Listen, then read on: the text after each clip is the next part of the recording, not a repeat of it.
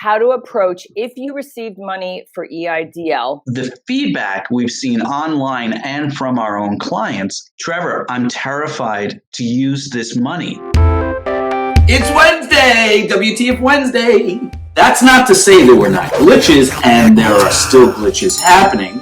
Welcome to WTF Wednesday, where every week we talk about stupid that we've encountered that you should try to avoid. And how businesses can use EIDL loan without fearing getting slapped on the hand or some kind of penalty. And I know in the beginning, a lot of people were confusing EIDL and PPP. It's a fixed rate loan, 3.75% interest rate for businesses, 2.75% interest rate for qualified not-for-profits, 3.75% business, 2.75% fixed rate, 30 years, and there's no prepayment penalty. And if in the future, during the 30-year repayment period, you run into another problem with your business, brings some income challenges to you, then you can call the SBA and ask for a deferment at any time during the 30 years. But the beauty of it, why we tell you take the loan now, is because even if you don't need all that money, we don't know where we're going with this pandemic yet. So to take the money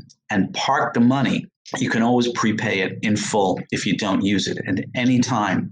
You don't have a payment that starts until 12 months after you receive funding. So it's a really amazing program. It's been around for decades, primarily to assist business owners and qualified not-for-profits, churches and the sort, in communities that have been hit by some kind of natural disaster, tornado, flood, firestorm. Declares a disaster area, then all those qualified businesses and not-for-profits can apply to the SBA. Well, with COVID, that's the disaster. This is a very unique disaster. It's not a tornado, which comes through town, does the damage, and it's done.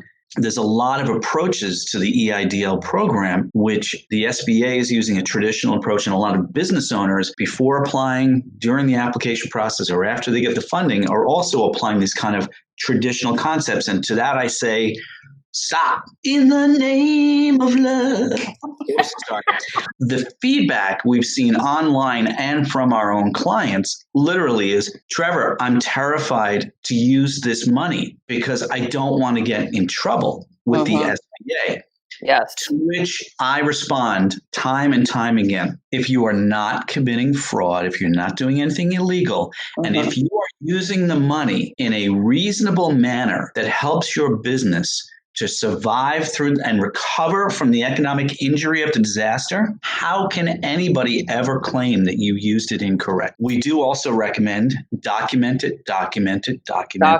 Keep good records. With the PPP program, you have to keep good records if you want to request a forgiveness. With the EIDL, under the terms of the note, the SBA has the right, whether you are asking for more money in the future, and by the way, yes, under EIDL, you are permitted to come back to the SBA within 2 years of distribution and say, it wasn't enough, I need more money, at which point SBA can ask you, and will ask you probably, for receipts and other proof documentation of how you use the money. But also there's an audit aspect. Certain files are audited, quality control procedure that all lenders implement. So if you are ever audited, you want to have your documents. But again, if you are ever in that position where an agent from the government, from the SBA, is asking you the questions about how you use the money, as long as you used the money in a reasonable manner, we don't believe, it is our opinion here at Aurora Consulting, that you are in good shape. I want to read from the EIDL note that our clients and the borrowers sign with regards to utilization of the funds. Quote, borrower will use all the proceeds of this loan solely as working capital to alleviate economic injury caused by disaster occurring in the month of January 31st, 2020. Wait, what? And continuing thereafter, and for loans of more than $25,000 to pay the UCC lien filing fees, et cetera. A couple of key points. Working capital, it doesn't tell you how to use the working capital. Alleviate the economic injury caused by the disaster, which I don't know, maybe I was reading the wrong newspaper, but I'm pretty sure that COVID wasn't declared a disaster until February or March, but that's okay. SBA says it occurred in the month of January and continuing thereafter. That's the definition of utilization. Let's ask this question. Contacting the SBA directly to alleviate fear, get questions answered, and have some clarity why you're shaking your head no, which means to not do it. Go on. Emphatically. Also, it feels good because like my long hair has kind of got a fan approach.